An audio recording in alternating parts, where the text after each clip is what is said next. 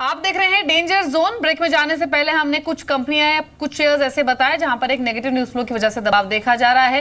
साक्षी ने जिन स्टॉक्स का जिक्र किया था वो आपकी स्क्रीन पर डाबर, टाटा मोटर्स, एम्फसिस और सन फार्मा। ब्रोकर हाउसेस कंफर्टेबल नहीं है टीवीएस मोटर्स के साथ। वो मानते हैं कि जो अपसाइड है वॉल्यूम फ्रंट पर वो रेस्ट्रिक्ट रहेगी आने वाले क्वार्टर्स में भी, और जो वैल्यूएशंस है वो काफी स्ट्रेस्ड है, इसीलिए वो मानते हैं कि इन स्तरों से स्टॉक नीचे आ सकता है। सेल की रेटिंग है आईआईएफएल की, जो टारगेट्स है वो 210 के स्तर पर उन्होंने दिए हैं। लेकिन अब चलते हैं सीधे अंचल के पास और जान लेते हैं एक ऐसी कंपनी जिसके नतीजे इस क्वार्टर में खराब नहीं है बल्कि कंसिस्टेंटली कई क्वार्टर से कंपनी खराब परफॉर्मेंस पोस्ट कर रही है। आगे रही है क्योंकि 9 जुलाई से फिर से अर्निंग सीजन की शुरुआत हो जाएगी। बताइए अंचल, कौन सी कंपनी है?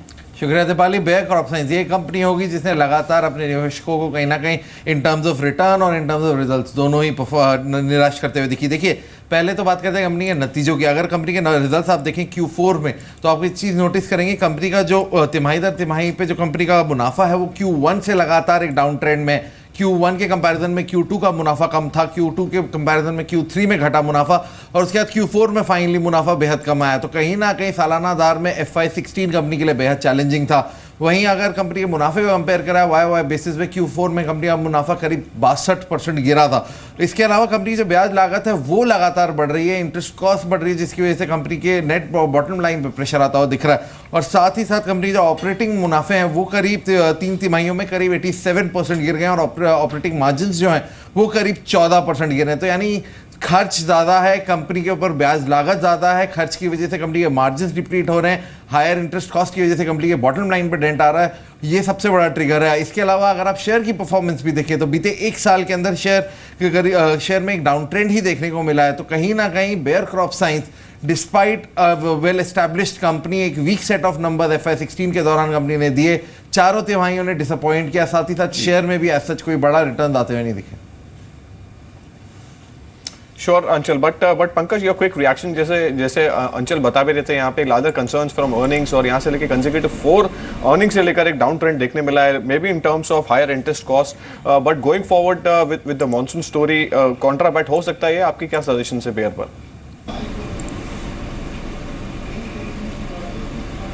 आई think so it's already contra bet. अगर हम पिछले 3-4 महीने के पैटर्न्स देखें, 500-600 रुपये ये स्टॉक बढ़ चुका। Rising channel, rising ladder channel हम देख रहे हैं कि स्टॉक में बनता जा रहा है। And it's a low floating stock, low volume जिसमें हम देखते हैं डेली होते हैं, बहुत छोटा वॉल्यूम इसमें देखा जाता है। स्ट्रॉन्ग पेरेंट कंपनी है कि, एंड गिवन रीजनिंग दैट आने वाले वक्त में एक अच्छा मानसून दे सकता है। So I think the broader momentum may be intact. So I don't sort of attribute to the theory that this stock could see some major correction in coming weeks and months or in coming quarters. So all in all एक लो floating stock है, low volume होता है, but I think जो भी इसका momentum हैगा pretty positive है। So I don't see a very deepish kind of correction in this stock. आपकी कमेंट क्या है लोकेश बेयर पर?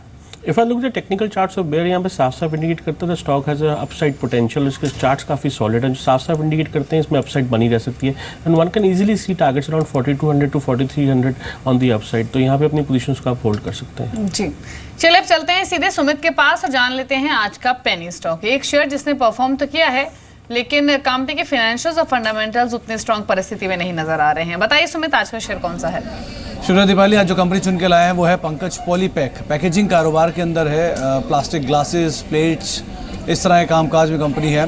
पहले से चार्ट दिखाते फिर आगे की बात शुरू करते हैं। कंपनी का स्टॉक प्राइस में नजर डाली है, करीब 13-14 रुपये के आसपास 1 साल पहले होता था, 25-26 रुपये के आसपास आ चुका है। ये 1 साल की परफॉर्मेंस है, लेकिन अगर इसकी ओवरऑल परफॉर्मेंस देखिए पिछले 5 सालों में तो ये 24 रुपये नहीं बल्कि 45-46 रुपये, रादर 50 रुपये तक का हाई भी इसने दिखाया, और अब दोबारा कुछ मूव इसके अंदर आता हुआ दिखाई पड़ा है। तो एक मूव जोरदार ज़रूर इस शेयर में देखने को मिला, लेकिन अब कुछ फंडामेंटल के ऊपर भी नजर डाल लेते हैं। फंडामेंटल वाइज देखें तो लगातार कंपनी घाटे के अंदर है, और सालाना घाटा करीब 32 लाख रुपये कंपनी ने इस साल के दौरान दिया है। पिछले 5 तिमाहियों से लगातार कंपनी घाटे के अंदर है। हालांकि एक पॉजिटिव चीज़ है कि प्रमोटर ने हिस्सेदारी बढ़ाई है, लेकिन कंपनी में कोई अब तक डिविडेंड नहीं दिया है। कैश नहीं है कंपनी के ऊपर, डेट है करीब 30-32 लाख रुपए के आसपास का डेट है, जो कि नेग्लिजिबल डेट के तौर पे देखा सकता है। लेकिन सबसे इंपॉर्टेंट चीज़ इसके नंबर्स, लगातार खराब नंबर्स कंपनी पोस्ट करती आ रही है, ना केवल इस तिमाही में बल्कि पिछले कई सालों से कंपनी जो नंबर्स है वो खराब ही देखने को मिल रहे हैं। सालाना आय करीब 4 करोड़ रुपए के आसपास कंपनी ने पोस्ट किए हैं। नेगेटिव प्रॉफिट मार्जिन और ऑपरेटिंग मार्जिन के ऊपर कंपनी कामकाज करती है। कैश EPS नेगेटिव है, नॉर्मल ईपीएस भी नेगेटिव है और जिस तरह कंपनी नंबर्स पोस्ट कर रही है, जो कंपनी की नेटवर्थ है वो भी लगातार गिरते हुए दिखाई पड़ रही है। रादर 3 करोड़ से गिरते हुए अब 2 करोड़ रुपए के आसपास कंपनी की नेटवर्थ पहुंच चुकी है और 8 करोड़ रुपए कंपनी की मौजूदा मार्केट कैप है। बहुत स्मॉल टिकट साइज कंपनी है और बहुत ही खराब नंबर्स कंपनी ने पोस्ट किए हैं। वैसे तो इसमें इतना बड़ा मूव आने की उम्मीद नहीं थी, लेकिन अगर कोई भी मूव आता है और आप इसमें निवेश करते हैं तो अपने वित्त सलाहकार की राय लेकर ही निवेश करें। श्योर जी सुमित। इनफैक्ट पंकज, जैसे सुमित ने बताया कि Pankaj polypack is the stock जो उन्होंने आज हाईलाइट किया है यहाँ पे पेनी स्टॉक कैटेगरी में। 75% ये स्टॉक चढ़कर 25.50 के करीब ये ट्रेड कर रहा है और यहाँ पे लेके इनफैक्ट जो सुमित ने बताया ऑल द फंडामेंटल्स जो सजेस्ट कर रहे हैं that is on the down side, but एक शेयर में एक राइजिंग ट्रेंड देखने मिला है। कितना डिफिकल्ट होगा इन्वेस्टर्स को ये एक्सप्लेन करना कि ये स्टॉक में नई इन्वेस्टर रहना चाहिए पंकज आपके हिसाब से? मनोज, बिल्कुल आसान है कि स्टॉक में बिल्कुल इन्वेस्ट नहीं करना चाहिए। अगर आप पिछले 6-8 महीने के इसके वॉल्यूम पैटर्न देखेंगे, स्क्रिप्ट में सिंगल डिजिट क्वांटिटी में काम हो रहा है, 1, 2, 5 या लेस देन 100 शेयर्स में काम हो रहा है for last 6-7 months, and that has been the average volume. So that itself proves that there is something fishy about the company. There is something fishy, if not about the company, at least something fishy about the movement of the stock. और जिस script में अगर कोई exit root ना देखने को मिले, I think that is the first and foremost sort of mantra कि don't get into that script. So I think basic ingredient जो भी दिखाई दे रहे हैं स्टॉक के, I don't know the direct fundamentals of the company, they are pretty shady and negative. So इससे absolutely बाहर रहना चाहिए स्क्रिप्ट से। बिल्कुल दूर रहे पंकज पॉलीमर्स से आज का पेनी स्टॉक। और जिस तरह से मेरे सहयोगी सुमित ने भी डिस्क्राइब भी किया कि 2014 में ये स्टॉक 50 रुपए का होता था, वहां से एक स्टीप करेक्शन स्टॉक में शुरू हुआ, 10 रुपए के लेवल्स इसने टच किया और वापस 10 रुपए से 25 रुपए का हो चुका है। तो अगर इस 10 से 25 की चाल को देखकर आप अट्रैक्ट हो रहे हैं तो इन बातों का आप ख्याल रखें। लो वॉल्यूम स्टॉक है, लिक्विडिटी कम है, फंसने के चांसेस यहाँ पर ज्यादा है और जो कंपनी के फाइनेंशियल्स हैं वो बेहद कमजोर हैं। अगर आप कंपनी के नतीजे देखेंगे भी तो कंसिस्टेंटली बीते 5-6 क्वार्टर से खासतौर पर अगर आप देखें तो नेगेटिव ओपीएम और नेगेटिव एनपीए मार्जिन पर ये कंपनी ट्रेड कर रही है और कंपनी पर कर्ज भी है और जो स्थिति है फाइनेंशियल वाइज अगर देखें तो वो काफी वीक नजर आ रही है। तो अलर्ट रहें। अगर आपने ये स्टॉक खरीदा हुआ है या फिर खरीदने के बारे में सोच रहे हैं तो अपना प्लान आप ड्रॉप कर दीजिए। और बेहद कमजोर फाइनेंशियल्स कंपनी के हैं, अभी 25 रुपए के स्तर पर ट्रेड कर रहा है। शुक्रिया सुमित आपका आज का पेनी स्टॉक बताने के लिए। पंकज आपका भी शुक्रिया, लोकेश आपका भी शुक्रिया।